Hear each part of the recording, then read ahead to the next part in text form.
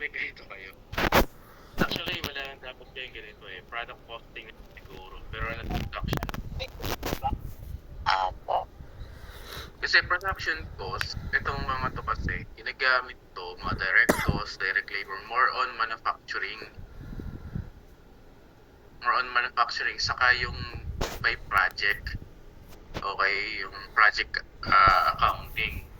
Pero dito, di applicable sa inyo kasi pag nagpo-produce kayo, depende lang sa order sa inyo by that time. So, hindi niyo po pwede i-part na cost yung yung mga pasweldo ninyo kasi irrelevant siya in production. Ano to, for manufacturing to eh. Ginagamit to ginagamit lang sa production costing. Kapag maraming items yung pinoproduce ninyo, meaning to say, kunyari, no, sa lahat ng sardinas, nagpo-produce kayo ng ilan ba?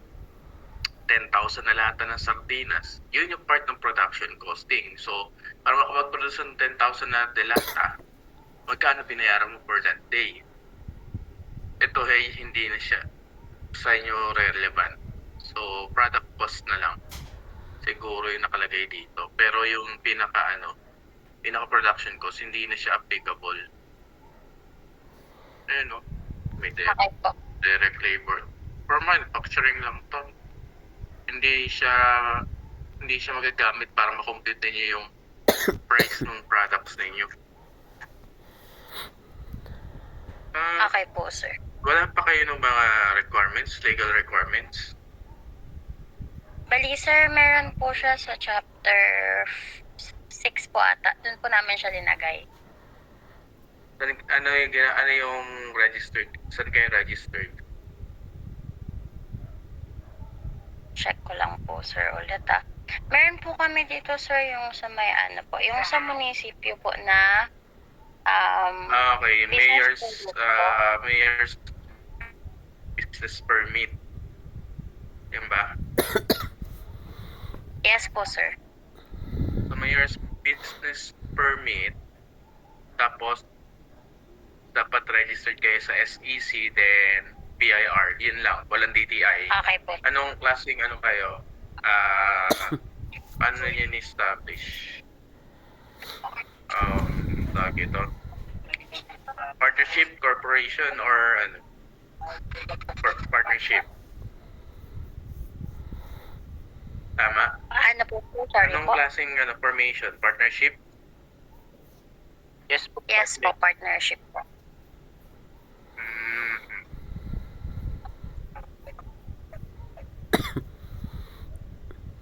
Partnership.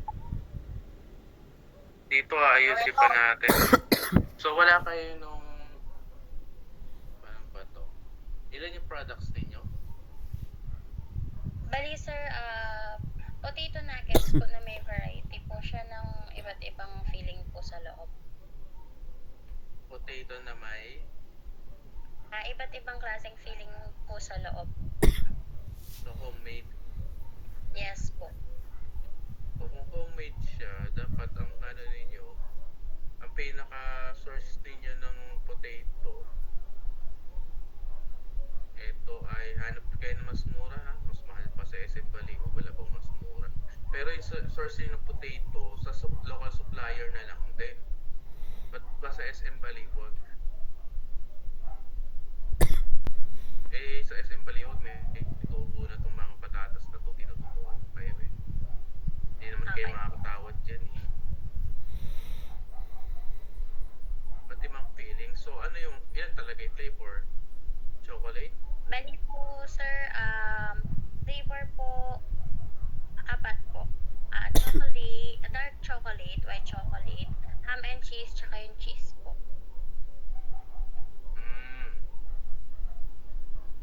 Okay. Apat. So, paano sila nagkakaiba? So, syempre sa feeling, no? So, kada product na yun, magkano yung para ma-produce yung product na yun? Halimbawa, kung chocolate flavor, no? Yung may feeling, chocolate filling, di ba? So, dapat ganyan yung ginagawa ninyo.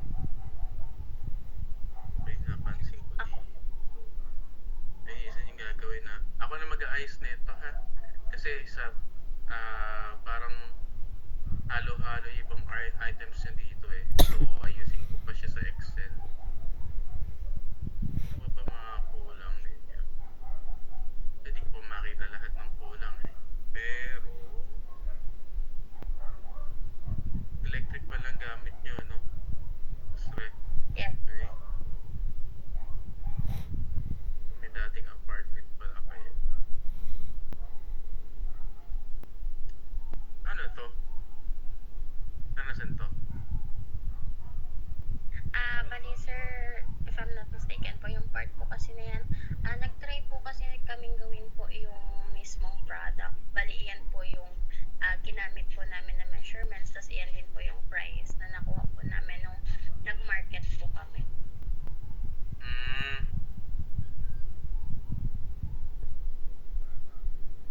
May mali.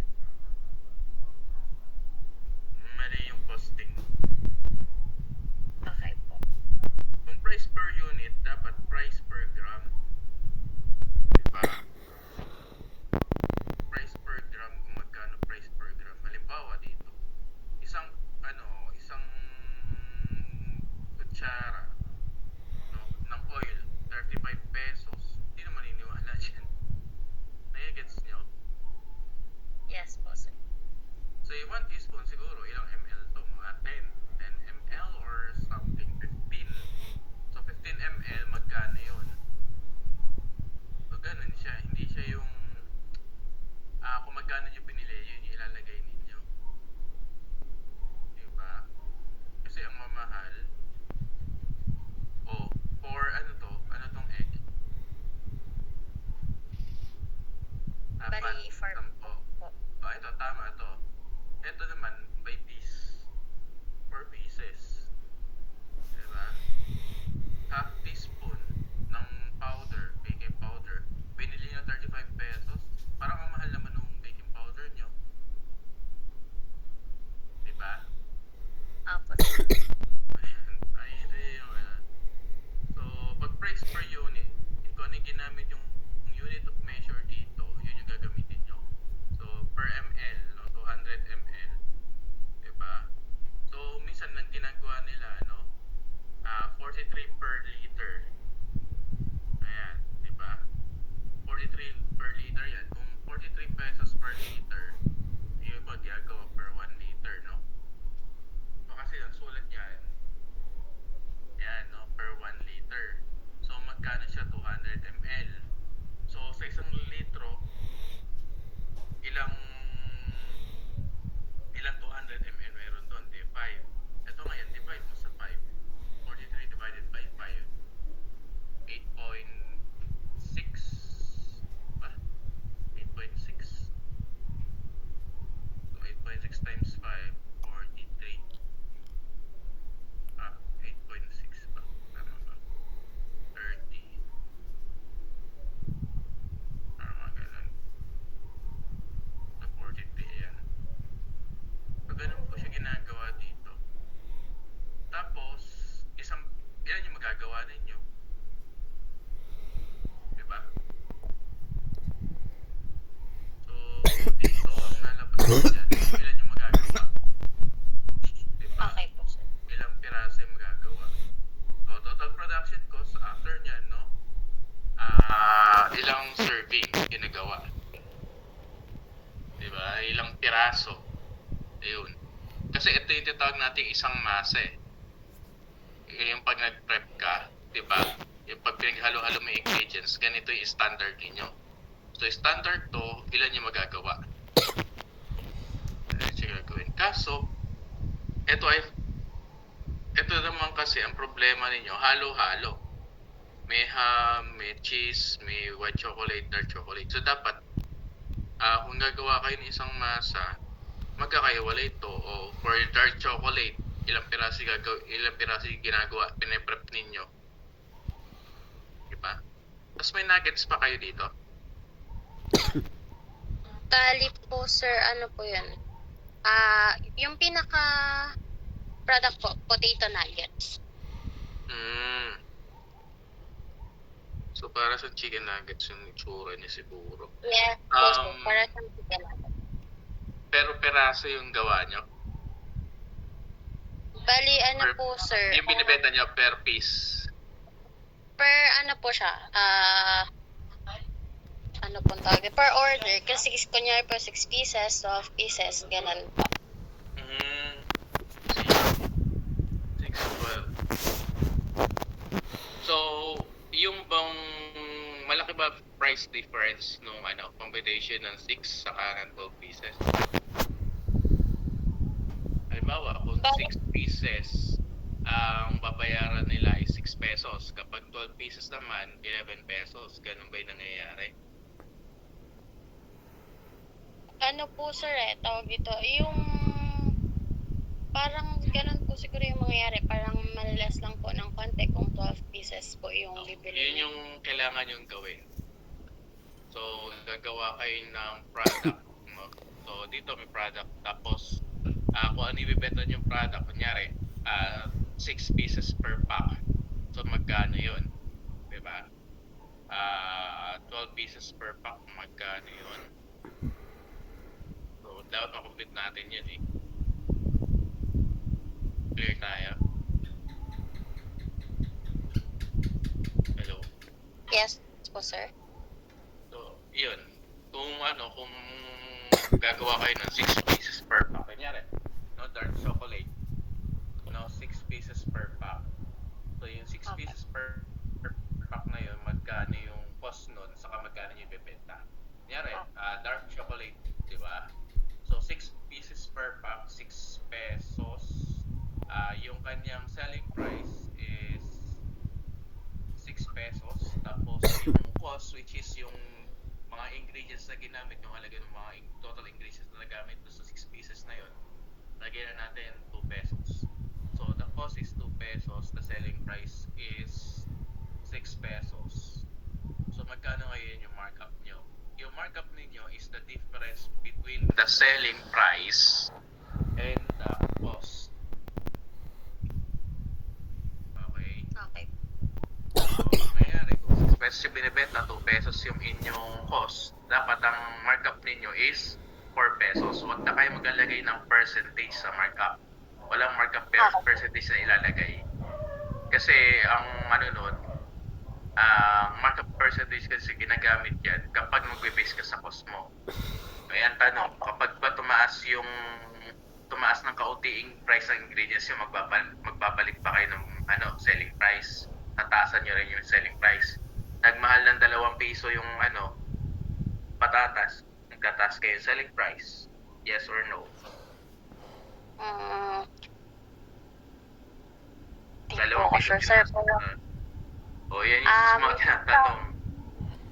Opo. Pero sir, based po dito, sa nagtitinda po kasi dito sa amin, once po na increase po yung price ng paninda, doon po nila binibase kung magkano po ipapalit nila sa price.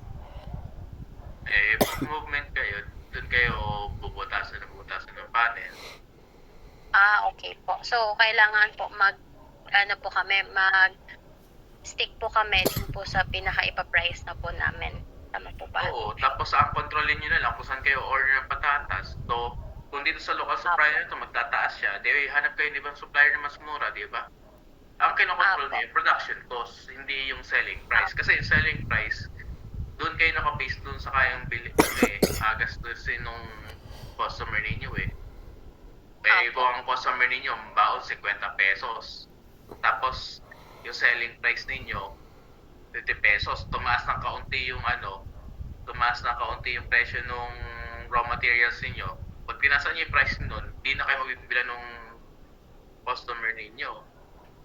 Diba? Kasi ang budget lang yung 50 pesos.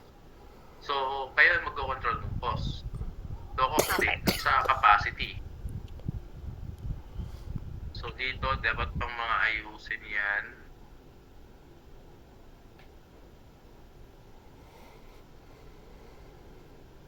Tapos, may ganito pa, Hindi pa tapos.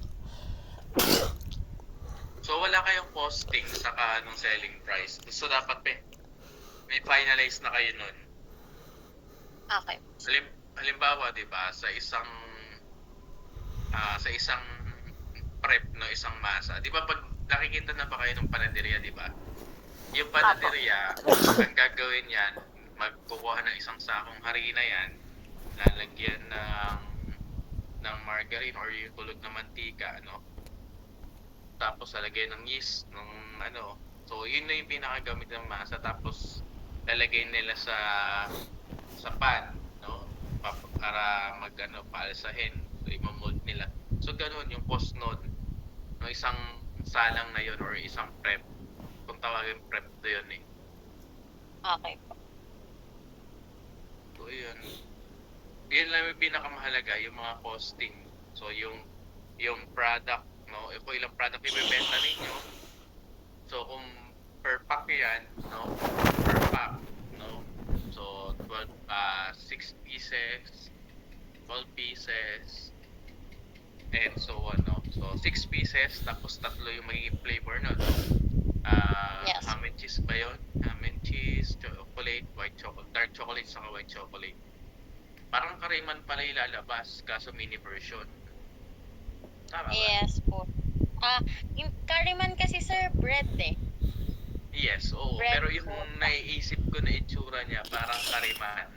Apo, parang kariman po yung Na lalabas. small version. Kasi ganun yung kalalabasan nun eh. Yes po. Yun. Yun yung magiging ano ninyo.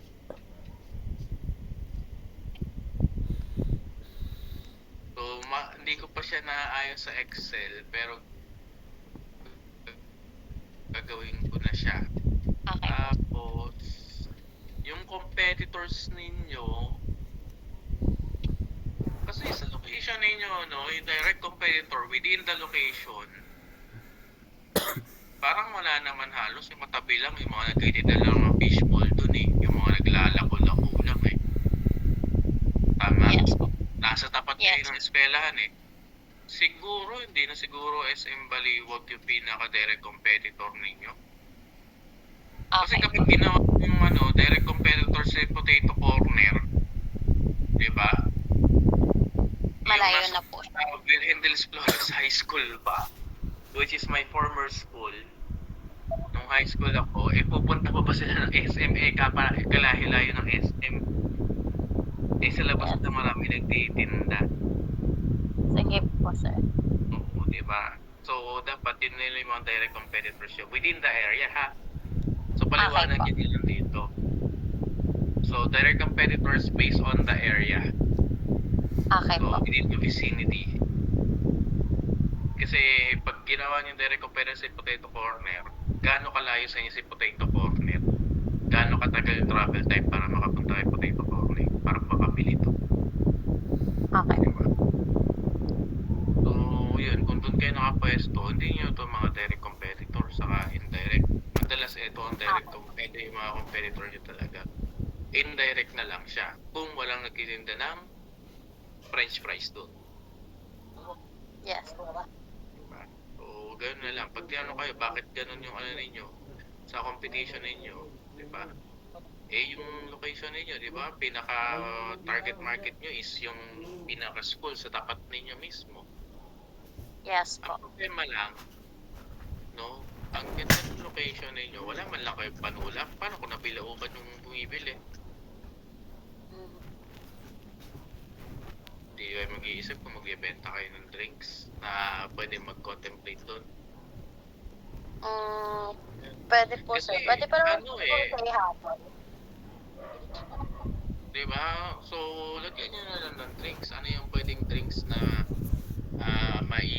ano nyo dito, di ba? Okay po. Kasi sayang, kung ito lang ibenta nyo, tapos ganda ng location ninyo, parang mabenta, di ba? Yung mag-fishbowl nga, di ba? Mainit yung tinitinda niya, yun, no?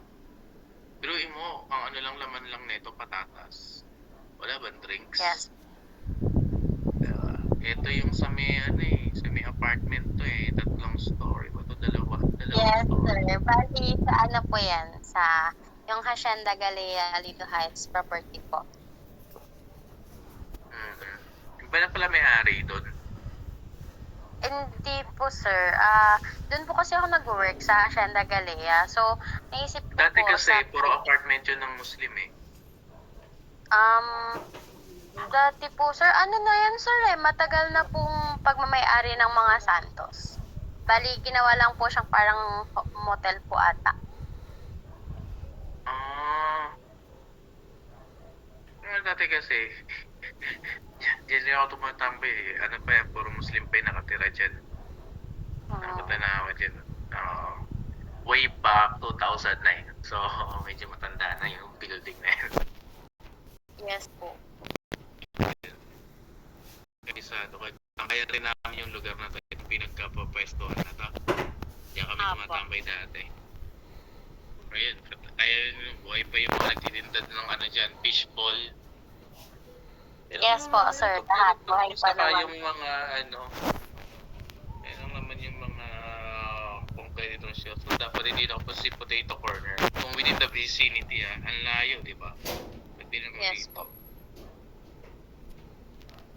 Phase 2 yan eh. Kasi wala, hindi naman sila ano sa Northville. Hindi naman sila makakatagos, Yes. wala na dyan daanan. Ayun, yan lang naman talaga. Kayo makakasala. Kaya yung gawin na lang ninyo. Okay po.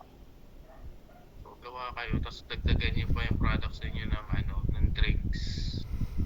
Complementary Okay. drinks ka. O kumomoyo eh, yung ano lang po pwede lang magamit para ano. Sayang. Sige. So, yun pa yung gagawin ninyo. No, yung mga, ilan yun? 3 flavor. Tapos, dalawang ano, no? Dalawang packaging. Ganun ba? 6 and 12 Yes packs. po. 6 and 12 pieces lang. So, Yes po. bali-anim yung ano ng product ninyo list. Kasi magkakaiba ng price yon. Yung cost parang iisa lang eh, kung same lang. Pero yung selling price kasi nag-iiba. Mas nagiging Yes mura. po. Parang takoyaki yan eh. Pag dumarami, nagmumura. Yes po. Sige. Tapos ayusin nyo na lang yung sa mga ganito ninyo ha. Be careful kayo talaga dun sa mga ingredients. Okay po, sir. Bali, Yung sir, measurement. sa ingredients po ba, sir, paghiwalayin na lang po namin yung mga ingredients po per kung ano po yung pinaka-ano niya, feeling. Ganun po ba? Yes, oo. Yun yung product costing. Kasi syempre, Okay. para makagawa nung ano, kasi ang ipaprep niya pa yan eh, yung ano ba tawag dito, mamasahin niya pa yan eh. Diba? Yung mix niya pa yan. So Okay. ito magkakaiba yan ng presyo. Ito dark chocolate, white chocolate. Okay. Kulay lang pinagkaiba niyan. Pero itong Okay. ano, ham and cheese tingnan mo, di ba? Pag pinag-combine mo yan, mas mahal kesa dito. So dapat mas mahal yung selling price ng ham and cheese. Kung Okay kung po. ganyan. So depende kung paano niyo kukontrolin yan. Okay po. So, ayun. Wrapper. Ano itong wrapper na to? Arin po, sir. Ano lang po yan, sir? Baka nadamay lang po sa pagkaka-paste po. Nung nag-edit po kasi kami. Hmm.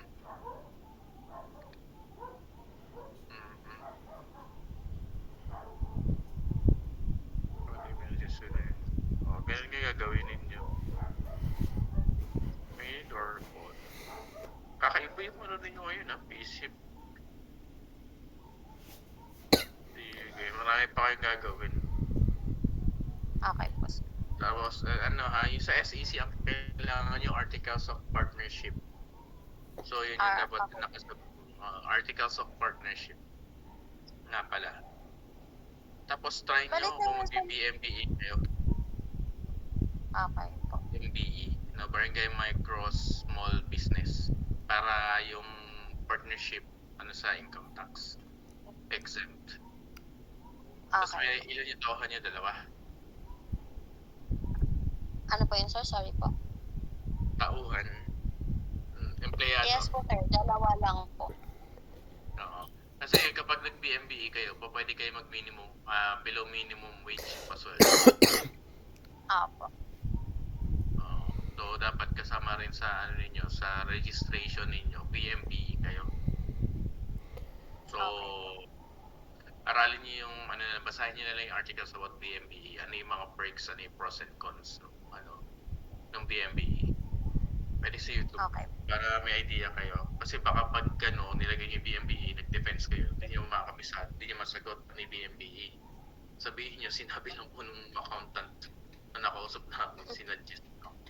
Ayun lang, patay. Okay po. Tapos dapat, advice ko na rin sa inyo, alamin nyo yung process, yung business process mismo. Dahil isang ano yan, no, isa sa tinatanong nung panel yan. Yung last time kasi, ang tanong nung panel, parang ba tinanong ng panel nung last time. Tinanong ng panel yung mga nagdi-defense, no. Laundry shop kasi yun. So, ang unang tanong, sino yung target market ninyo?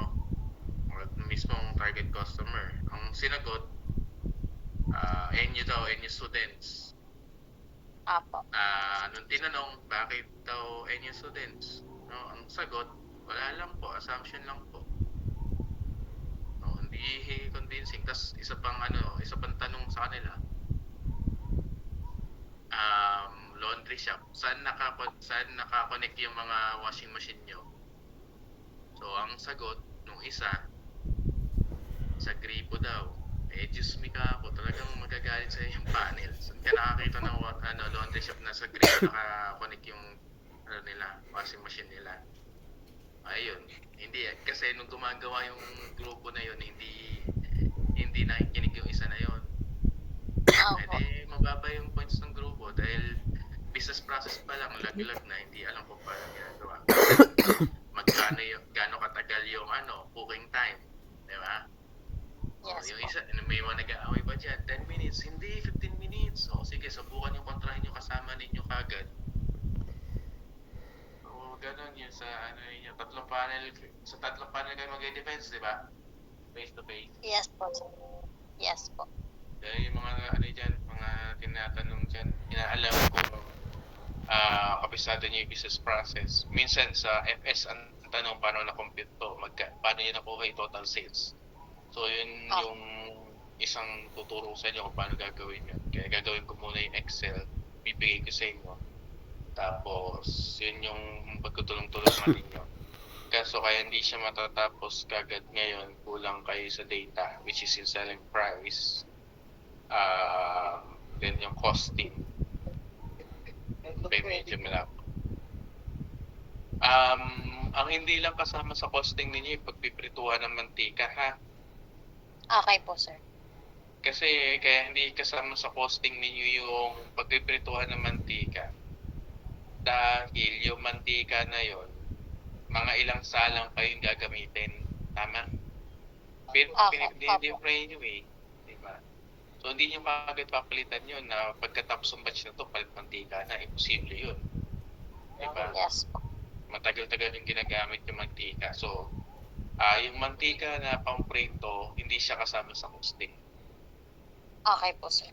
Okay. Sige. So, mag-usap-usap na kayo kung paano gagawin yung costing. Tapos yung selling price, i-finalize yun. Based doon sa survey ninyo, ha? Dapat pasok doon sa, pwedeng pasok or below doon sa willingness to spend ng mga customer ninyo. Depende sa survey. Parang lumabas yata sa inyo, 100 to 199. Yes po, sir. So, kung magbebenta kayo, ang pasok na pinaka-swak, average is 50. Yes po, 50. 50. Hindi, 150. Kung ang pinakatas sa inyo, yung willingness to spend, hindi ko kasi gano'n na kasi survey, pero may nakita ko willingness to spend. Ginagawa ko. For food, 100 to 199. Meron po bang ibang survey na particular doon? Parang wala lang po. Kung kayo magbe-base, 100 plus 199 is 299. 299 divided by 2, diba? So, papasok kayo ng 144.5. Ay, 149.5. Ay, hindi.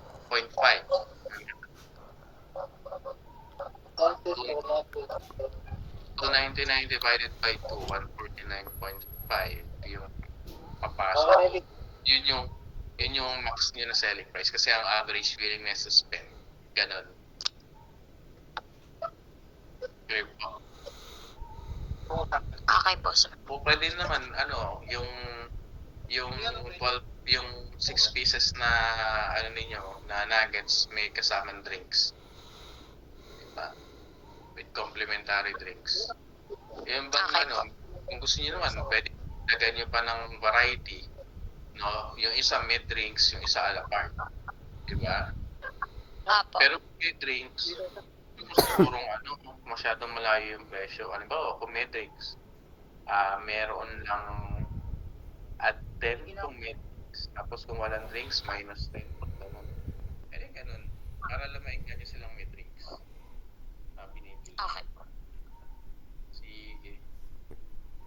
So, yun muna po yung gawin ninyo. Hati-hatiin nyo na lang. Ilan ba kayo? Bali, sir, 9 po kami sa group. 9. Kaya nyo maghati-hati ng gawain. Tapos, napansin ko lang sa Word, parang yung iba sa inyo hindi gumagamit ng Excel, yung ibang gawa. Hindi pantay-pantay yung Yes, sir. Bali, iba-iba po kasi. Kasi po, ako lang po yung may laptop. Tapos sila po more on phones po kasi gamit nila. Yung okay. naman po.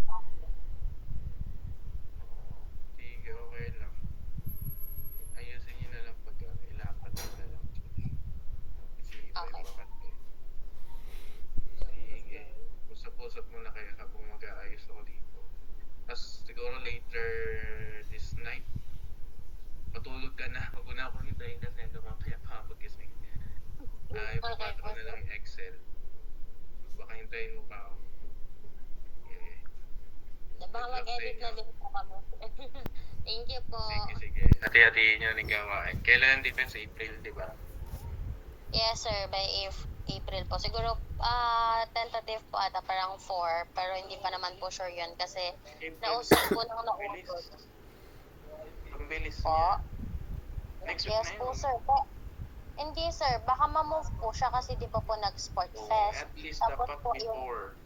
before April, Kaya nga po. prepare na kayo. Baka mamaya ituloy. Yun nga po, sir. Kaya inaano na din po namin. Pero tayo yan, sir.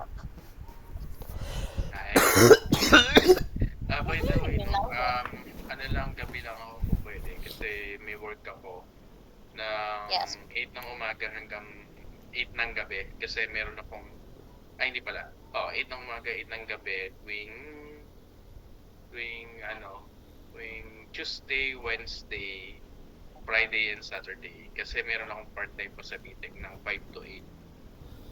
So, Yes. kaya na yun madalas yung meetings na ginagawa ko. Okay Yan. po. Pero yung face-to-face, kung gusto niyo po, pwede naman, kaso Sunday lang. Kasi, Sunday lang ako nauwi talaga ng Baliwag. Nasa San Jose Okay. del Monte kasi ako. Nasa bundok Sige ako. po. Sige, bye-bye. Thank you, sir. Sige, thank you. Okay. Aha. O, yan na yan.